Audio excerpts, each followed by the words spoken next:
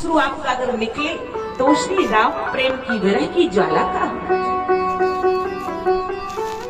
इसलिए बाबा गोस्वामी जी कहते हैं ये शरीर साधारण तरीके से नहीं लगता, बड़े भाग्य से मिलता है। इसलिए बाबा गोस्वामी जी ने लिखा है, बोले बड़े भाग मानुष तन पावा, बड़े भाग मानुष तन पावा।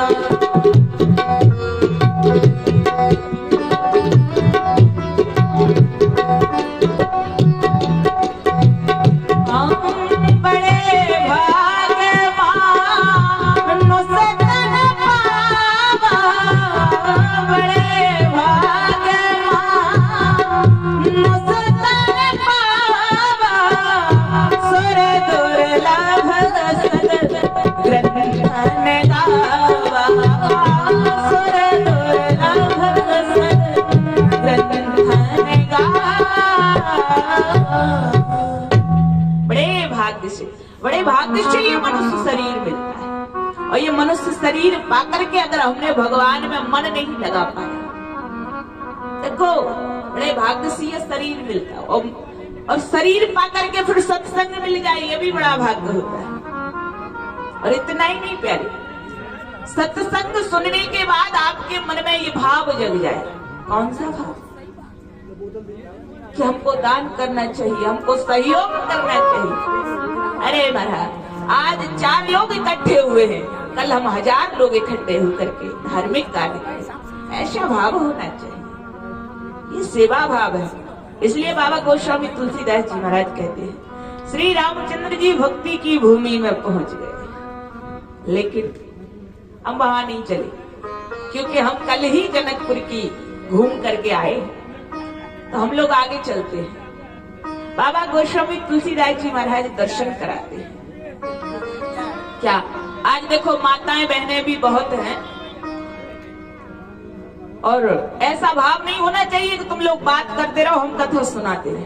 हाँ, एक माता जी थी, पंडित जी बढ़िया कथा सुना रहे थे, बड़े सुंदर भाव में डूबे हुए थे। अब हुआ क्या, वो बार बार कथा से खड़ी हो जाए, बार बार, एक नहीं, अब 3-4 बार हो गई। तो पंडित जी ने पूछ ही लिया, माता जी क्या बात है, कोई समस्या है, कोई फोन अर्जेंट आ गया, आपको जाना हो तो जा सकती हो, क्या बात है आप बार बार खड़ी हो रही? तो माता जी ने कहा, पंडित जी समस्या तो कोई नहीं हुई, लेकिन एक समस्या हो गई। क्या? बोले हम घर से आ रहे थे, हमने ताला तो लगा दिया पर झटकना भूल गए महाराज, इसलिए बार बार मन वहीं पर लगा हुआ है, कहीं बहू कुछ निकाल ना ले घर से, पूरी महाराज अलमारी साफ ना करते, मन वहां पर अटका हुआ, वहां पर अटका, ताले में अटका रहेगा तो फिर मन भटका रहेगा, इसलिए कथा में आ जाइए।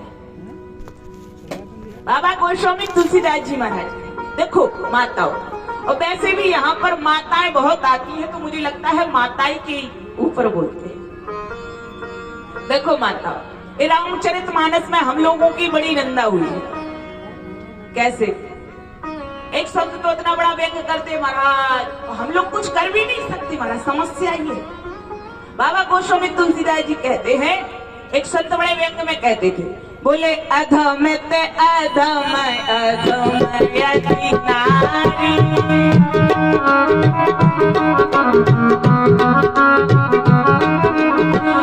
अधम ते अधम अधम यति नारी,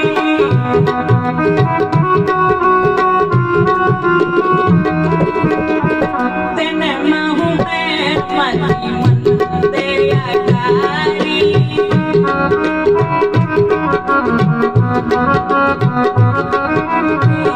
दिन महु में मति मंदे अगारी। एक सज्जन उठ करके खड़े हुए, पता है नारी को क्या बोला? हमने कहा क्या बोला? बोले अधम ते अधम अधम अति नारी। बोले इतनी अधम होती है, इतनी महाराज, इतना बुरा लिखा गोस्वामी जी ने।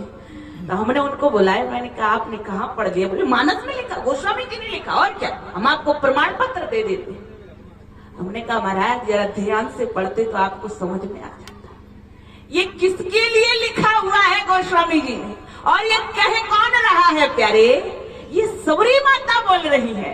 और क्यों बोल रही? वो इसलिए नहीं बोल रही है कि हम हैं, वो दीनता के कारण बोल रही है। हे प्रभु, कहा आप और कहा ये अधम। महाराज ये शबरी, बाबा गोस्वामी जी कहते हैं सबरी भाव के कारण बोल रही है। अधमता ऐसा नहीं कि वो है, वो कितनी भाव भरी है प्रेम में भगवान की, वो दीनता के।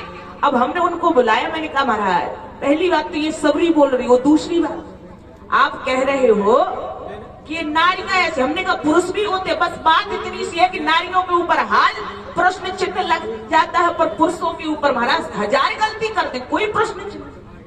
हमने कहा सूरदास जी आपके ही पक्ष के हैं, वो भी लिख रहे हैं। उन्होंने क्या लिखा? बोले मौसम। बाबा गोस्वामी तुलसीदास जी कहते हैं जेहि दिन दियो ताहि बिसरायो। सूरदास जी महाराज, ताहि बिसरायो ऐसो नमक हरामी, मौसम कौन कुटिल खल खा। मैंने कहा उनने भी लिखा, इसका मतलब आप लोग भी क्या हो? कुटिल हो, खल हो, दुष्ट हो। लेकिन यार ये भाव देखना चाहिए, कहां पर क्या भाव है।